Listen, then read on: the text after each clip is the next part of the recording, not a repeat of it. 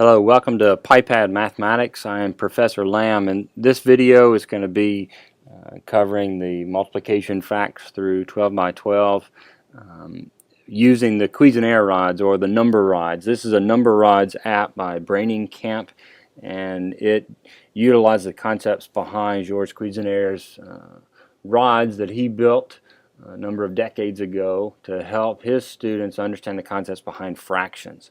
And we can utilize these apps, and we can utilize these rods in a number of different concepts in number sense and mathematics, or number concepts in mathematics. And what we're doing is we're going to do multiplication. And when we do multiplication, we're trying to build the idea of groups of something.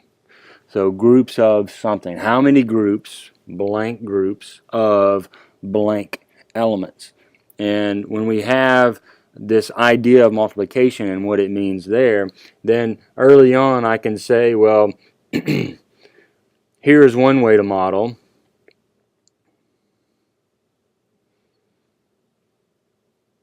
Okay, and I got a group here, I got a group there, and I got a group there. So how many groups do I have? I have 3 groups. And how many are inside each group? I got 3. So 3 groups of 3 is going to equal 9. And we can see that, and we can model it, and we can give students all these exploration and these ideas of how to do that. We can have them kind of create structures and make 4 of those structures, and then find out how many blocks or rods do they use in each structure, and then how many structures do they have, and find those totals. So that's early understanding of groups of a certain number of objects. And here's another one. We have this, we have this, and we have this. Now this could just be I have 3 groups of 1. All right, 3 groups and then 1 in each group. But I could also model this, since each red equals 2 white ones, then each red is worth 2. And so I have 3 sets of 2, or 3 groups of 2, and therefore I have 6. So definition and knowing what it is that you are trying to establish as your whole. If the white rod is the whole, then the red one equals 2. If the red one is your whole, then each of those equal 1. It's all about defining what is 1. What in your model equals 1? So our white one is 1, so our red ones are 2, and this model's 3 groups of 2.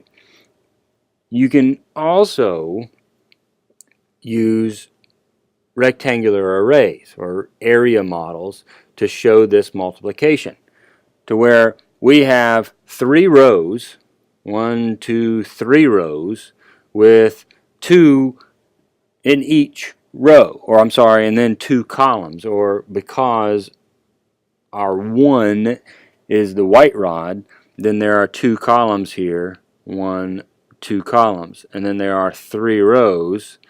That would be 1, 2, 3.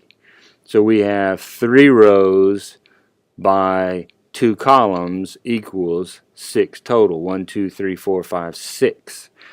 You can show that with the white rods by filling them in and putting them on top. Rectangular arrays, using the rectangular area model, I think is imperative, and building an early concept of multiplication through this rectangular array model helps students later on when they are doing factoring in algebra, or when they're multiplying binomials in algebra or polynomials in algebra, because it is using that distributive property, is doing it in a rectangular array or a rectangular model. You have students and they can build this model right here. Let me use a square grid so we can quickly see how many kind of units are in our model. But I have 3 yellow rods. I have 3 yellow rods. And each yellow rod has 5 inside of it. So 3 groups of 5. And that's going to equal 15. 1, 2, 3, 4, 5, 6, 7, 8, 9, 10, 11, 12, 13, 14, 15. That is an area model. It models 3 times 5. So we can do all of our kind of times 5s by using the yellow rod. We can use all of our times 2s by using the red, all of our times 6s by using the dark green, all of our times 9s and our times 10s by using the other rods. It is very important for us as teachers to allow students to explore these. So doing a 10 by 10 or a 10 groups of 10 can be modeled all the way from one group of 1 to 10 groups of 10, or 10 times 10 can be modeled with these Cuisenaire rods. Well, what about 11 times 11 and 12 times 12 and all of that's in between, the multiply or the 11 times tables and the 12 times tables? Well, you establish a dimension. You establish a dimension to where I'm going to have 12 by 12. I'm going to click that, move it here. And when I have 12 times 12, then I count all of these squares inside. I'm not going to do it because I know there's 144. And that's how you show a area model on a grid paper with your Cuisenaire rods. You can see the dimensions, and then the rectangle that it fills in becomes the answer, the result of when you're multiplying a 12 times 12. So multiplication with Cuisenaire rods is great. You can do this with other manipulatives like base 10 blocks, and I kind of prefer base 10 blocks when you're doing things like greater than 10 times 10, because you can fill in with those great flats, the 10 by 10 flats. You can fill in that area with your blocks. But with the Cuisenaire rods, it would take way too many in order to actually physically fill in this area. But if you did it on square grid paper, you can count those squares that fill up the area. Any way you do it, if you use base 10 blocks, you use Cuisenaire rods, you cut paper out and have them cut little squares.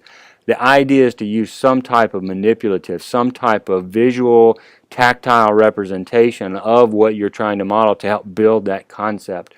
Early learners need to understand the concepts behind the procedures that they later on memorize or become fluent with.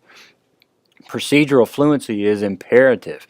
Knowing that 12 times 12 is 144 without building this model is very important. But early learners, before they need to go into the memorization, they need to understand where it comes from. What is multiplication? How does that relate to area? Because when they start connecting those different things in mathematics, they have a greater understanding of the mathematics that they're learning. So again, I implore you to use some type of manipulative to teach this. This is one using the iPad app. You can use the iPad app with handheld manipulatives, with other devices. You can have computers. Just engage the students, and the technology helps to engage students in this mathematics that is old, but it's very important. Again, this is Professor Lamb, and you're watching videos from PiPad Mathematics.